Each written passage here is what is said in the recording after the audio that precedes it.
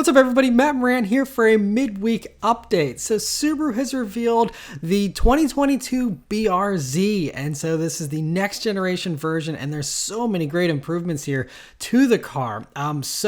They started off by saying it's the lightest 2+2 in the United States with a curb weight of 2,815 pounds in its lightest version, and then the heaviest version is still only 2,881 pounds, and that's for a limited automatic.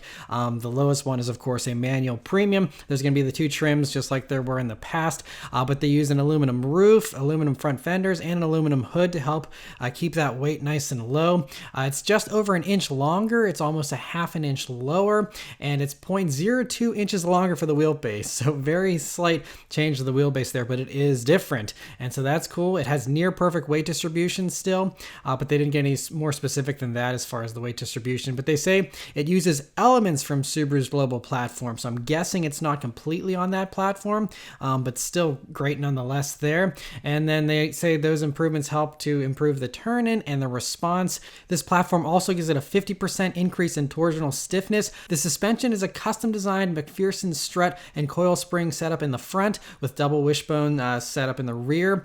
It has 5 settings now for stability control, and the limited slip differential is standard on all models. It runs 215 wide Michelin Pilot Sport 4 tires, and it's pretty impressive that it seems like it can actually smoke those tires even though they're so grippy. It's pretty crazy. So anyway, it's going to be offered with a 6-speed manual as standard. 6-speed automatic is still optional. It's a little unfortunate that they didn't upgrade to a transmission with more gears, but they say that it has been optimized for quicker downshifts, and it has yaw sensors now to hold gears in hard cornering, so that's all great. But the big part that you guys are wanting to know about is the engine. So it runs the naturally aspirated 2.4 liter direct injected and port injected engine. And so, no turbo here, but the power increases are still pretty nice. It's actually more than we were expecting. 228 horsepower and then 184 pound-feet of torque. So similar in characteristics to the 2 liter that was in the previous BRZ.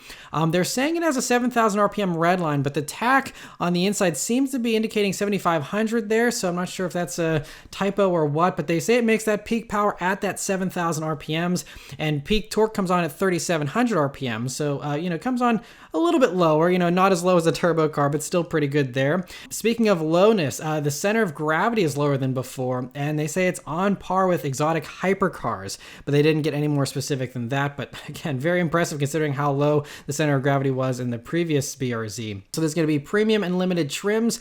I'm not sure which trims get which for the interior, but on the inside here, it gets 7-inch digital gauges with a G meter and a linear tach whenever you put it into track mode, which is cool.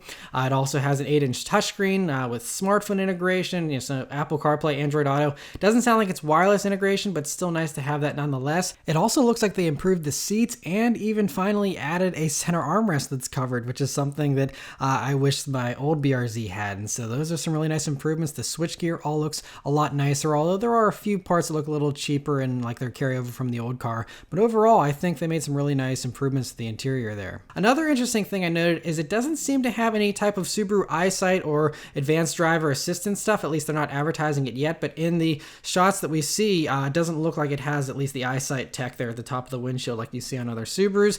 So that's an interesting little thing. But otherwise, I just think it looks fantastic styling wise. I think, the headlights look really good. Kind of reminds me of a Viper with the headlights in the front end, the way that's set up. The sides and the rear kind of remind me of a Lexus RCF in a good way. It's just really attractive. I think they knocked it out of the park with restyling this thing.